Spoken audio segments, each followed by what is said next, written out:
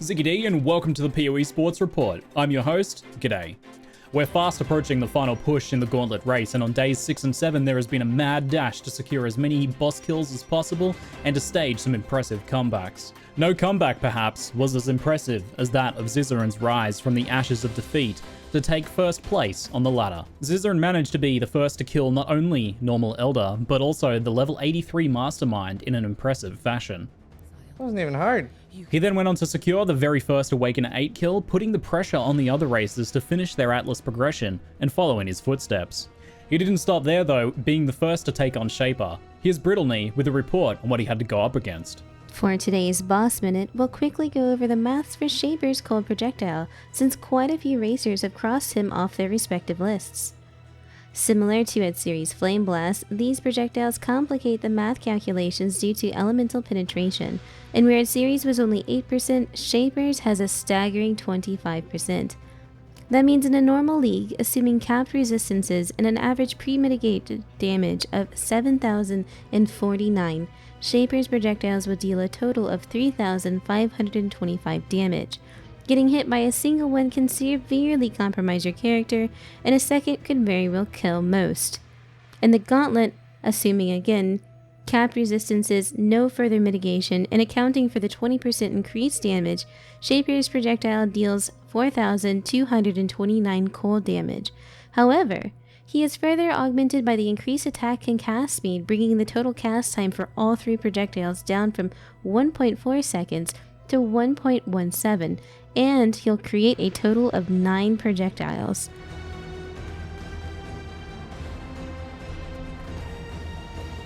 Gaze into the abyss.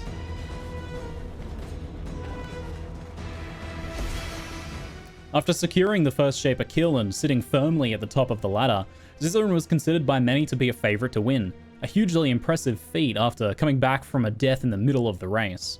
However, fate had other plans. So, I don't know if it's the Windows update. Oh! Well, that was potions were down, and now I'm down. We had a good run. That was fast. While running relatively safe content compared to the risks that he was taking earlier to initially stage his comeback, Ziz moved into an ill-fated hallway filled with a firing squad of bloodstained archers. A modest but sudden end to a downright impressive run. Nothing is more important to us here at the Report than journalistic integrity. And last week I made the following statement about Steelmage. Steel's tankiness has become quite impressive, and his slow and steady approach seems to be working out for him because he's consistently climbing the ladder as other racers around him die while he lives on. Steelmage, I'm sorry for my ill-timed and cursed analysis. I will endeavour to do better in the future. After some lamentations, Steel gathered his resolve to begin his redemption arc. Oh my god. We're gonna do so much Korra, you guys don't even know. I'm very pleased to report that in just over one day, Steel managed to return to exact his revenge upon Drox, successfully dodging the fist this time. One day ago he killed me, now I killed him. And in just 2 days, he's managed an impressive return to the leaderboard and currently has his sights set on a top 10 placing. What a lad. We here at the Report will be cheering him on. Our top story today is the ascendance of Laidy. Having maintained a commanding position in the top 5 for most of the race, Laidy is currently cementing a solid shot at a win. After securing clean kills against the bulk of the major bosses, Laidy set about the task of taking on the formidable Uber Atziri. If he does this, it completely changes the pressure, everything changes. Oh, his damage is, wow. Oh my god, it's so good. This is what a god gamer looks like. This is somebody who knows how to dodge the fist.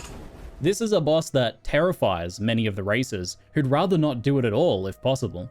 Securing a kill here would effectively force the other ladder toppers to also take on the fight themselves, potentially resulting in their deaths. It's a mechanically difficult fight, with immense potential for death from multiple of the boss's attacks. Any advantage is key, and in this fight, Laidy revealed some rather interesting secret tech.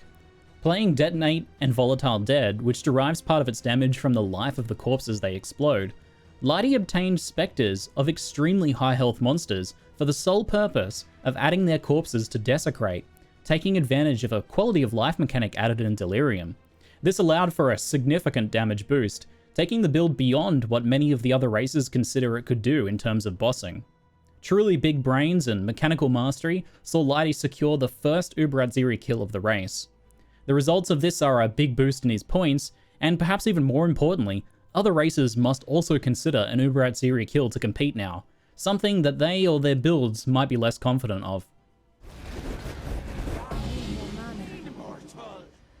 Remember me, Ziri? And now, with the pressure mounting, the racers are pushing harder than ever before to get into the deep endgame and take down some of those late game bosses.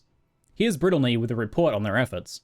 While the Hunter dominated earlier episodes, the other Elder Slayers are out for blood. Many of these fights contain mechanics deliberately meant to deal devastating damage. Formidable in their 4 Watchstone configurations and boosted by the Gauntlet damage, several racers met their fate at the hand. Yo, are you fucking serious? Yep, we're making the obvious pun here. Several racers met their fate at the hands of these bosses. Whether it's fatigue or complacency, several top racers paid the ultimate price in what is arguably the intense final push of the race. A setback here could possibly cost them a final placement, and the consideration to reroll must be balanced against what is realistically possible. Hopefully there's some determination and backup gear in their hearts and stashes, and we'll see them on the ladder again soon. While the Conquerors claimed their share of lives, these were not the only painful losses of the race.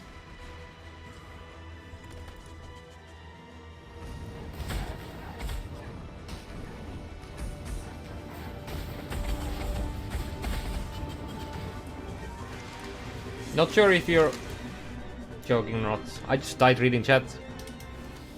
O Boże. No jest już. GG.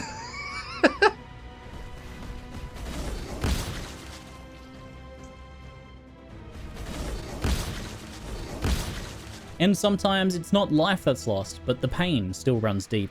Fire, add fire. Swear to God, if it removes life and adds fire fucking damage.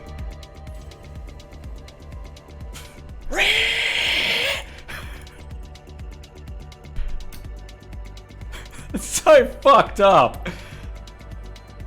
In 2 crafts, I lost the 1 in fucking 6 or whatever both times. Try the neck again.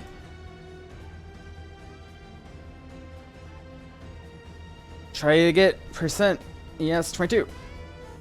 Right? Oh no! Nice. Wait, what did it do? Oh no. Oh, oh, I'm so stupid. I did that again, really. Holy crap, dude. I'm so bad at this game. And this week on I Shouldn't Be Alive.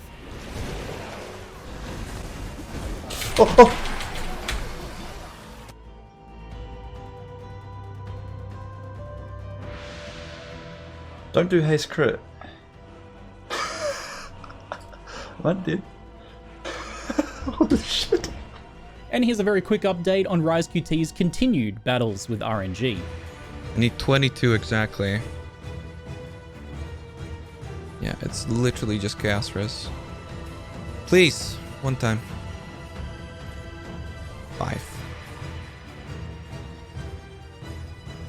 12.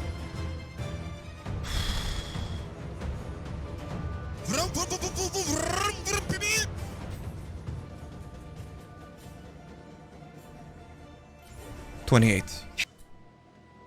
Beep. Well, that's terrible. And that's what the practice was for. Okay, dude. Come on, man. Don't be like that. Good day.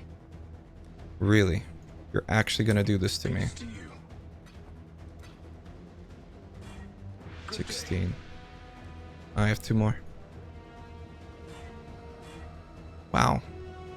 Another round of standings are fresh off the press from Viyro, timestamp 3:37 AM GMT +1. Further shakeup to the ladder occurred with the rips of several racers, and the ladder left in their wake is actually fairly varied. Tricksters have a healthy showing but no longer dominate, representing 7 of the 15. We are joined by 3 Necromancers, 2 Champions, 2 Gladiators, and a Juggernaut. Tricksters remain firmly in their commitment to chaos spells, while the necromancers are split between slinging and self-cast cremation. The champions are playing Earthshatter, while the gladiators favor Lacerate. Mr. Juggernaut, however, is playing the iconic Earthquake build. There's some variance in the top 15 as far as bosses and levels, with a range of 95 to 99 level-wise and anywhere from 2 to 19 total boss points. We should expect more bossing from those who have focused on leveling, possibly farming and fishing for key upgrades, and we can also expect some to put their heads down and push to 99.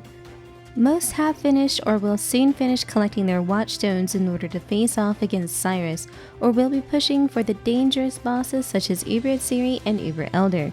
These two names came up quite often when interviewing racers for which two bosses they thought would be the most difficult with all of the various mods from the Gauntlet. The next PoE report will be the finale, and the pressure is immense for those near the top of the ladder to secure kills against the most dangerous bosses.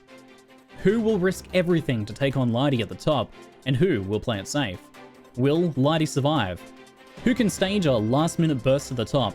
Whatever happens, you can be sure that we'll be there to report. I'm ZiggyD, and thanks for watching.